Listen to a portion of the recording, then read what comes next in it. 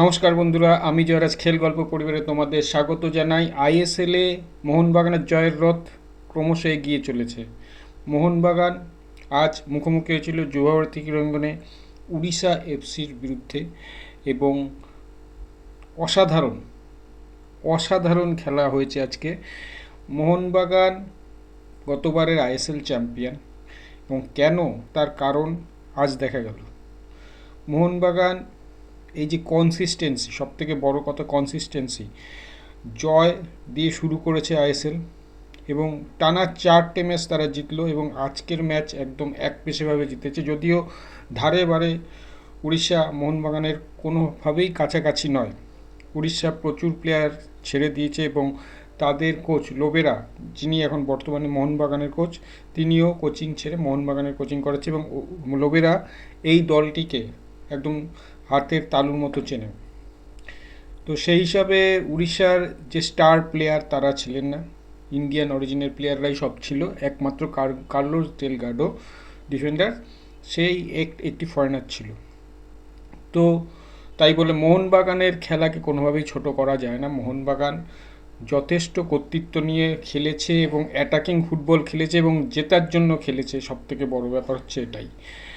এবং ম্যাকলারেন, যার কথা না বললেই নয়, তিনি গত মরশুমে যতটা না তার সেই প্রভাব বা তার নামে সুবিচার করেছিল, এই মরশুমে তার 4 গুণ বেশি সুবিচার করছে।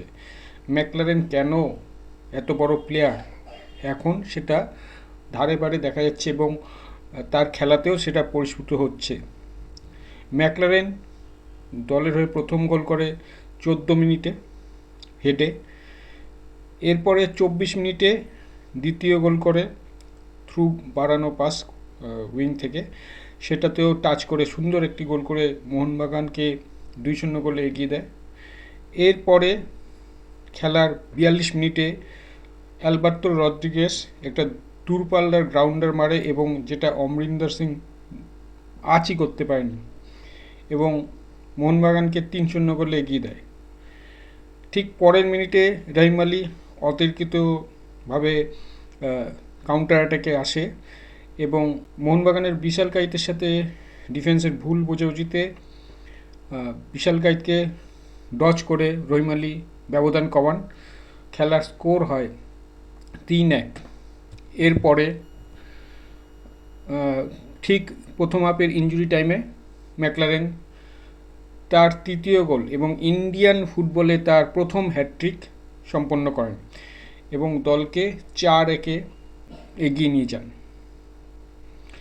তো মোহনবাগানের প্রথম হাফ 4-1 এগিয়ে থেকে শেষ হয়। দ্বিতীয় হাফে যখন খেলা শুরু হয়, মোহনবাগান একটু রক্ষণাত্মক খেলেন, কারণ লোবেরা খুব বুদ্ধিমান কোচ, সে কোনোভাবেই তার যে ব্যবধান যাতে না কমে সেটাই চেষ্টা করেছে এবং মোহনবাগান এরপরেও 2-3টে ভালো সুযোগ পেয়েছিল যেখান থেকে গোল হয়েই যেতে পারতো এবং মোহনবাগানের স্কোর আরও বাড়তে পারতো। যাই হোক, এরপরে খেলা চলতে থাকে এবং খেলা শেষের 2 মিনিট আগে 88 মিনিটে ম্যাকলারেন তার চতুর্থ গোলটি করেন এবং মোহনবাগানের স্কোর হয় 5-1 এবং 5-1 ব্যবধানেই মোহনবাগানের খেলা শেষ করে। এই দুর্দান্ত জয়ের ফলে মোহনবাগান তো 1 নম্বরে ছিল, এখন গোল ডিফারেন্সে অনেকটা এগিয়ে গেছে। যেহেতু সিঙ্গেল লেগ টুর্নামেন্ট, সেক্ষেত্রে প্রত্যেকটা জয় একটা বড় ছাপ রাখবে আইএসএল চ্যাম্পিয়ন হওয়ার জন্য। তো সেখানে মোহনবাগান এখন 4 ম্যাচ খেলেছে, 4টিতে জয় পেয়ে 12 পয়েন্ট নিয়ে প্রথম স্থানে রয়েছে এবং গোল ডিফারেন্সও মোহনবাগানের 12। এর নিচেই রয়েছে জামশেদপুর। তো মোহনবাগান যেরকমভাবে শুরু করেছে আইএসএল এবং যেরকম পারফরমেন্স করছে, মোহনবাগানকে রোকা এক প্রকার অসম্ভব। আমার মনে হয় না কোনো টিম আছে যে এবছর মোহনবাগানকে রুখতে পারে। যেরকম কম্বিনেশানে খেলছে, যেরকম বোঝাপড়া তৈরি হয়েছে এবং লোবেরা সবথেকে বড় ব্যাপার যেটা করেছে, টিমটাকে একটা মালার মতো বলা যে ফুলকে যেরকম গাঁথে, সেরকম প্রত্যেকটা প্লেয়ারের সাথে গেঁথে দিয়েছে প্রত্যেকটা প্লেয়ারকে। তাদের কম্বিনেশান বোঝাপড়া দুর্দান্ত। এবং অপর টিম ইস্টবেঙ্গল, যাকে এবছর বলা হচ্ছে যে মোহনবাগানকে রুখে দেওয়ার মতো ক্ষমতা রাখে, তো মোহনবাগানের দেখার পর এবং ইস্টবেঙ্গলকে খেলাও দেখার পর যেটা আমার মনে হচ্ছে, ইস্টবেঙ্গল ধারে কাছে টিকতে পারবে না মোহনবাগানের, কারণ সেই বোঝাপড়া নেই, কনসিস্টেন্সি ইস্টবেঙ্গলে কোনোবারই ছিল না, এখনও নেই। তো যাই হোক, আজ খেলা দুর্দান্ত হয়েছে। মোহনবাগান, আমাদের মোহনবাগান লিগ টেবিলে প্রথম স্থানেই রয়েছে এবং এরকমই যে কনসিস্টেন্সি, এরকম যে জয়ের ধারা অবশ্যই বজায় থাকবে, এটাই আশা করব।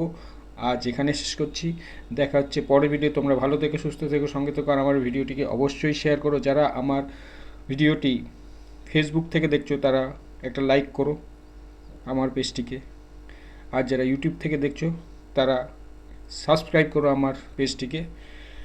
তো আজ শেষ করছি, টাটা।